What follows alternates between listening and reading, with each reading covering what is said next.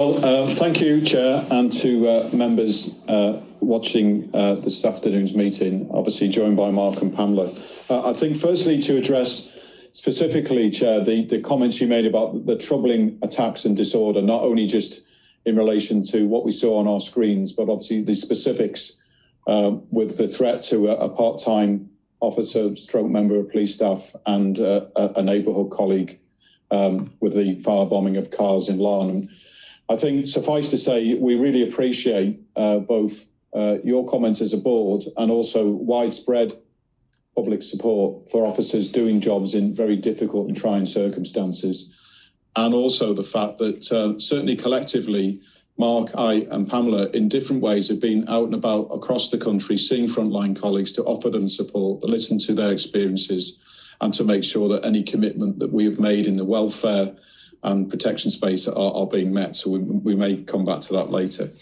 Clearly, the report is there before you today to form the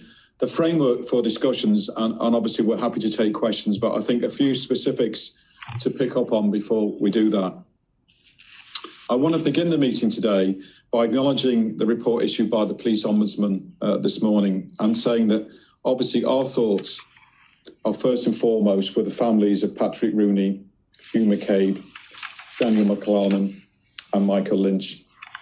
I think it's fair to say that given the passage of over 50 years, we must rely on the report of the Ombudsman, who has the statutory responsibility to examine and report upon police conduct and who has been investigating this incident for many years. We accept the findings in this report and we accept that the Ombudsman has found that the deaths to be without good reason. We of course respect and acknowledge the hurt and suffering of each of the bereaved families, and we offer our sincerest and heartfelt sympathies to them today for the loss that they endured. Reflecting on some of your other commentary, Chair, and specifically in relation to concerns from the PUL community, I want to stress we are listening and trying really hard to understand specific concerns about two-tier policing. Clearly, some tensions remain high, but we're working with a range of stakeholders to maintain calm in the areas affected by recent disorder and show that we're committed to fair, even-handed and legitimate policing. But I think we're also keen to see how we learn the lessons of how we've dealt with other critical issues in the last 18 months and specifically look at in the way that we responded to Black Lives Matter or indeed the South Armagh review. Working with colleagues on the board and elsewhere is now the time to sort of reach out and say, is there a specific piece of work we've got to do to address how policing affects that community and where we need to sort of listen and make improvements.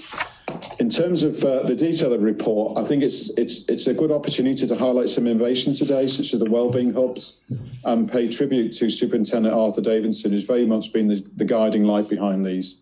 And also, you touched upon it before with Lynn Owen's appearance next month, but the continuing evidence of significant drugs hauls as we continue our fight against serious and organised crime. I think it's an opportunity to say that we now look forward, as everyone does, to the reopening of the economy and doing our bit to support communities across the country and investor comments in a brighter future. A few specifics just to take out of the report for members before we take questions. I know it's been an issue for some time, but we have now met the targets set by the board for reducing sickness levels, and it's paying tribute to the people who work collectively to help do that, as well as the commitment of officers and staff of coming to work in the COVID environment. We're now able to announce that we'll be able to recruit nearly 500 more officers this year, and that last year has seen the largest number of drug hauls in the history of the service. We provide an update in the report, obviously, on recent disorder and can take commentary on that, as well as the more specific stuff of policing COVID in the optimistic look that regulations may soon be eased, subject to what the executive determine. Clearly, we are continuing hard the fight against serious and organised crime, and some of the specifics have come up recently in the way that there are some callous criminals trying to exploit the vulnerability of elderly people. As you said yourself, Chair, the next matter of interest, aside from today, will be the publication of HMIC's report in relation to the policing of the Bobby Story funeral. And like yourselves, we'll wait that commentary with interest to see if there are any lessons learned in relation to the policing of that funeral.